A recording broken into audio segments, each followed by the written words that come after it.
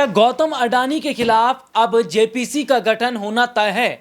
और क्या supreme court से जो बड़ा झटका गौतम अडानी को लगा है, उसके बाद क्यों मोदी सरकार परेशान हो रही है? और आखिरकार क्यों गौतम अडानी की वजह से अब मोदी सरकार के मंत्रियों की मुश्किलें बढ़ रही हैं? अपने दर्शकों को एक बड़ी खबर बताते हैं कि गौतम अडानी पर सुप्रीम कोर्ट का फैसला आने के बाद एक और जहां यह माना जा रहा है कि विपक्षी पार्टियों की एक बड़ी जीत है, क्योंकि 14 तारीख तक जो है तमाम रिपोर्ट सबमिट करने के लिए कहा गया है सेबी और अडानी को। लेकिन अगर अडानी के खिलाफ जांच शुरू हो जाती है तो क्या ये पता चल जाएगा कि कंपनी में जो पैसा लगा है वो किसका है? और विपक्ष कह रहा है कि जो कंपनियों में पैसा है, अडानी की कंपनियों में पैसा, वो पैसा देश के प्रधानमंत्री नरेंद्र मोदी का है। और अब देश के प्रधानमंत्री नरेंद्र मोदी के पास कितनी संपत्ति है, इसकी जांच भी होगी। नमस्कार, मैं हूं राहुल शर्मा, आप देख रहे हैं SP9 न्यूज़ और स्वागत है आप सभी का आज की बड़ी खबर में। और बड़ी खबर की शुरुआत देश के जाने माने बिजनेसमैन गौतम अडानी से। देश के जाने माने बिजनेसमैन गौतम अडानी को कोर्ट से झटका लगने के बाद एक और जहां उनके शेयर में लगातार गिरावट देखी जा रही है, तो दूसरी तरफ यह देखा जा रहा है कि अब मोदी सरकार की जांच भी होगी। जी हां, अब यह जांच होगी कि जो कंपनियों में पैसा लगा हुआ है, किसके कहने पर सरकारी बैंकों का पैसा लगाया गया। और विपक्ष अगर यह कह रहा है कि मोदी जी का पैसा भी लगा हुआ है अडानी की कंपनी में, तो मोदी जी के पास भी इतना पैसा कहां से आया?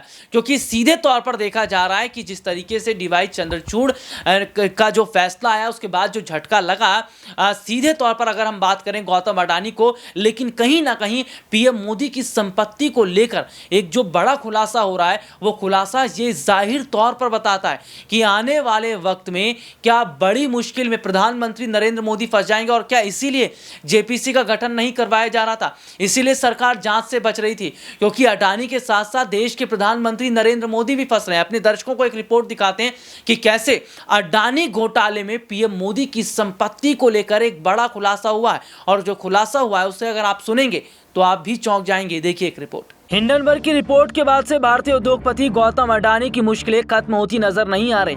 हिंडनबर्ग की रिपोर्ट आने के बाद अडानी ग्रुप के शेयर में भारी गिरावट आई है और कंपनियों का मार्केट कैपिटलाइजेशन घटकर करीब आधा हो गया है। इस वजह से अडानी ग्रुप के चेयरमैन गौतम अडानी दुनिया के टॉप 20 अमीर की लिस्ट से बाहर हो गए। अमीरों की लिस्ट में गौतम अडानी का कद लगातार घटता जा रहा है। गौतम अडानी एक वक्त में दुनिया के तीसरे सबसे अमीर व्यक्ति थे, लेकिन अब माना जा रहा है कि गौतम अडानी की मुश्किलें जिस तरीके से बढ़ रही हैं और उनके शेयर में लगातार गिरावट आ रही है, इसके बाद अडानी साम्राज्य धीरे धीरे गौतम अडानी के हाथ से निकल रहा है। खबर आती है कि सितंबर 2022 में 155 अरब डॉलर की संपत्ति के साथ गौतम अडानी दुनिया के दूसरे सबसे अमीर व्यक्ति के पायदान तक पहुंचे थे। लेकिन इसी साल जनवरी के आखिर में आई हिंडनबर्ग की रिपोर्ट ने गौतम अडानी को तगड़ा झटका दिया। रिपोर्ट्स के मुताबिक गौतम अडानी का कुल नेटवर्थ गिरकर 49.1 अरब डॉलर रह गया है। पिछले कुछ वक्त पहले अडानी की कुल संपत्ति 52.4 अरब डॉलर थी, लेकिन 3 कारोबारी दिनों में ही उनकी संपत्ति 3 अरब डॉलर घटी है। गौतम अडानी की नेटवर्थ में गिरावट के चलते न केवल वे अरबपतियों की लिस्ट में नीचे की ओर खिसकते जा रहे हैं, बल्कि उनके सिर से एशिया के सबसे अमीर व्यक्ति का ताज भी छीन चुका है। दौलत के मामले में रिलायंस ग्रुप के चेयरमैन मुकेश अंबानी अडानी से काफ़ी आगे निकल चुके हैं। मुकेश अंबानी और गौतम अडानी की संपत्ति में अब करीब 34 अरब डॉलर का अंतर आ गया। रिपोर्ट्स के मुताबिक मुकेश अंबानी फिलहाल अमीरों की लिस्ट में 11वें नंबर पर है और उनकी कुल संपत्ति 83.6 अरब डॉलर है। लंबे समय से गौतम अडानी के साथ ही दूसरे भारतीय उद्योगपति मुकेश अंबानी भी अरबपतियों की टॉप 10 लिस्ट में शामिल है। दरअसल जिस तरीके से माना जा रहा है कि गौतम अडानी के शेयर में भारी गिरावट हो रही है, उसके बाद धीरे धीरे अडानी की कंपनियों में भी लगातार गिरावट देखी जा रही है। और अडानी की कंपनियां सीधे तौर पर देखा जाए तो फिसल कर काफ़ी निचले पायदान पर आ गई हैं और अडानी अडानी की संपत्ति भी घटती चली जा रही है। अगर माने तो अडानी के पास कई महंगी और लग्जरी गाड़ियां हैं। ऐसी कोई गाड़ी नहीं जो गौतम अडानी के पास ना हो। गौतम अडानी के पास कई बुलेट प्रूफ गाड़ी भी है। माना जाता है कि गौतम अडानी की कंपनियों में उनकी पत्नी प्रीति अडानी की भी कई बड़ी हिस्सेदारी है और इसके साथ ही गौतम अडानी के बेटों के पास भी कंपनियों में बहुत बड़ा शेयर है। गौतम अडानी एक वक्त में बजाज के स्कूटर से चला करते थे, लेकिन देखते ही देखते जिस तरीके से गौतम अडानी ने अपनी अचूक संपत्ति बना ली, अरबों खरबों रुपए की उनकी संपत्ति विदेशों में भी बताई जाती है। माना जा रहा है कि गौतम अडानी ने केवल भारत में नहीं बल्कि विदेशों में भी अपनी संपत्तियां बनाई हैं।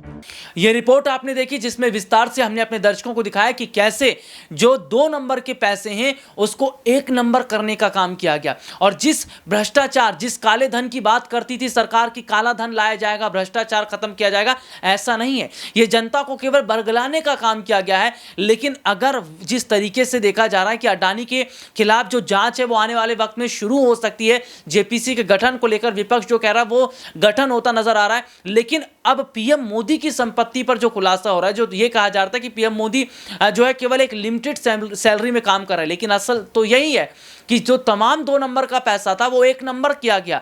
और ये जाहिर तौर पर बताता है कि अगर तमाम जांचें शुरू होती हैं तो दूध का दूध और पानी का पानी हो जाएगा कि अडानी पर मेहरबान क्यों है प्रधानमंत्री नरेंद्र मोदी। और मेरा सवाल यही दर्शकों से, क्या वाकई अब जांच पीएम मोदी की संपत्ति पर नहीं होनी चाहिए? ये नहीं जनता को पता चलना चाहिए कि क्या वाकई पीएम मोदी जो बोलते हैं वो सही है? क्योंकि उन्होंने कहा था 15 लाख सबके खाते में आएंगे, लेकिन कभी आया नहीं। और प्रधानमंत्री नरेंद्र मोदी ने अब तक देश की जनता से झूठ बोलने का ही काम किया। तो क्या अब उनकी संपत्ति को लेकर भी अगर जांच शुरू हो जाती है तो क्या अब सरकार जो है वो 2024 से पहले बिल्कुल बैकफुट पर ही आ जाएगी? और क्या अब आने वाले वक्त में मोदी सरकार ताश के पत्तों की तरह ढह रही है? आज के लिए इतना ही। आपसे फिर दोबारा मुलाकात होगी, तब तक के लिए इजाजत दीजिए। नमस्कार।